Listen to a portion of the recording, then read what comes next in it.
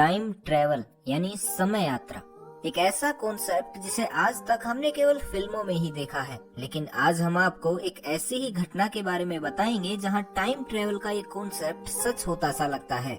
ये कहानी है एक ऐसे रहस्यमयी प्लेन की जो बीच हवा से अचानक गायब हो गया था और जब वो वापस मिला तो 35 साल बीत चुके थे।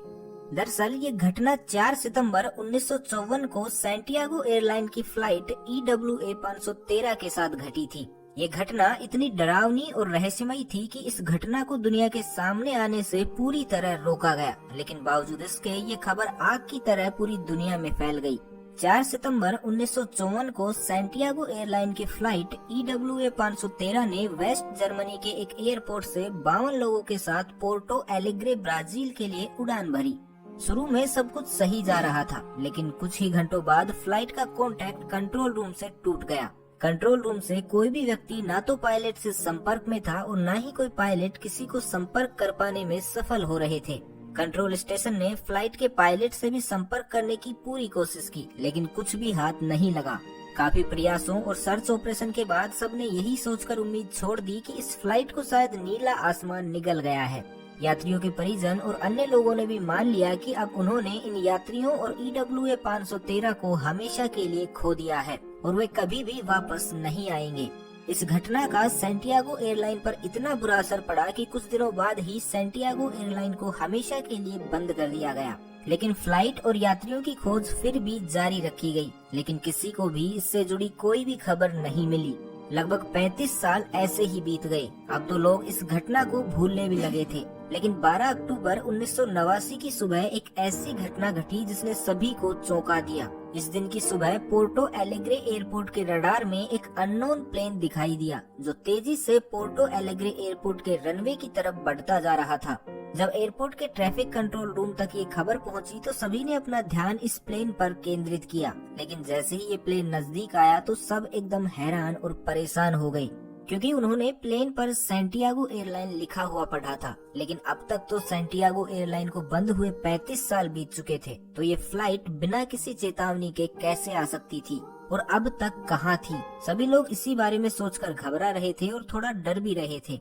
कंट्रोल रूम के लोगों ने फ्लाइट के पायलट से संपर्क करने की कोशिश भी की, लेकिन उन्हें कोई जवाब नहीं मिला। ये घटना जितनी उत्सुकता पैदा करने वाली थी उतनी ही डराने वाली भी थी, लेकिन अभी कंट्रोल रूम के लोगों को इस बात का बिल्कुल भी एहसास नहीं था कि अभी ये घटना और भी डरावना रूप लेने वाली है, जिससे उनके होश उड़ने वाले हैं।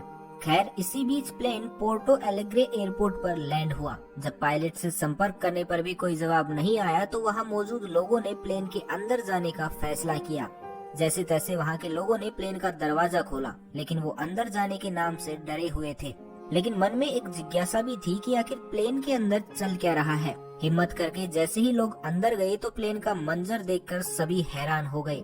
प्लेन में जितने भी यात्री थे सभी कंकाल में तब्दील हो चुके थे, लेकिन सभी कंकाल अभी भी उसी हालात में थे जिस हालात में वो फ्लाइट 35 साल पहले अपनी उड़ान के कुछ ही घंटों बाद गायब हुई थी। यहाँ तक कि सभी कंकालों की सीट बेल्ट भी बंधी हुई थी। अब यहाँ लोगों के मन में काफी सवाल भी थे, जिनका जवाब लेने के लिए एयरपोर्ट अथॉरिटी के लोग कॉकपिट के दरवाजे की तरफ पायलट से मिलने गए, लेकिन जैसे ही उन्होंने दरवाजा खोला तो हक्के बक्के रह गए। प्लेन का पायलट भी कंकाल बन चुका था, लेकिन पायलट के हाथ अभी भी प्लेन के नेविगेशन कंट्रोल पर ही थे, जो बहुत चौंकाने वाली बात थी। ब्राजील की सरकार ने इस प्लेन की खबर और पूरी रिसर्च की जानकारी बहुत ही गोपनीय रखी। उन्होंने पूरी कोशिश की कि किसी भी तरह की कोई भी इंफॉर्मेशन बाहर ना आ पाए, जो कि हुआ भी। किसी को भी इस प्लेन की पूरी और सटीक जानकारी नहीं मिल पाई। जब ब्राजील सरकार की तरफ से इस तरह का रवैया दिखाया गया तो इस बात ने बहुत सी इन्वेस्टिगेशन एजेंसी का ध्यान अपनी ओर केंद्रित कर लिया, जिसमें से कुछ पैरानॉर्मल इन्वेस्टिगेशन एजेंसी सबसे आगे थी। इन्वेस्टिगेटर ये जानने में बहुत दिलचस्पी दिखाने लगे थे कि आखिर उस दिन क्या हुआ था। आखिर उस घटना में ऐसे कौन कौन से राज छुपे हुए थे जो पैरानॉर्मल एजेंसी और ब्राजील सरकार बाहर नहीं लाना चाहती थी। उस समय एक काफी मशहूर पैरानॉर्मल इन्वेस्टिगेटर और साइंटिस्ट हुआ करते थे, जिनका नाम डॉक्टर कोल से अट्टेले हुआ करता था। ये घटना उनकी नजरों से भी नहीं बच पाई और उनका ध्यान भी अपनी ओर खींच लिया। उन्होंने फैसला किया कि वे इस घटना के असली राज और सभी कारण दुनिया के सामने लाकर रहेंगे, जिसके लिए उन्होंने जी तोड़ मेहनत भी की। लेकिन डॉक्टर कोल्से, अट्टेले और बाकी सभी इन्वेस्टिगेटर दुनिया के सामने सिर्फ एक ही थ्योरी ला पाए, जिसके मुताबिक फ्लाइट 513 किसी तरह के टेम्परेरी टाइम बबल में प्रवेश कर गई थी और 1989 के काल में पहुंच गई। अगर इसको आसान शब्दों में समझा जाए तो फ्लाइट 513 किसी तरह के टाइम ट्रेवल में पहुंच गई थी, जिसकी वजह से ये अद्भुत यात्रा हुई।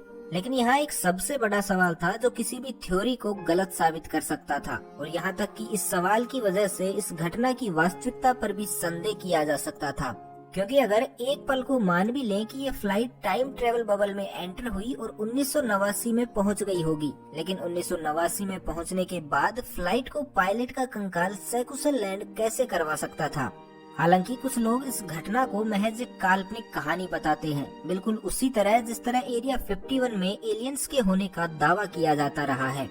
लेकिन कोई नहीं जानता कि आखिर इस पूरे घटनाक्रम के पीछे क्या राज छिपा हुआ है। तो आपको इस घटना के बारे में क्या लगता है? अपनी राय कमेंट बॉक्स में जरूर दीजिएगा।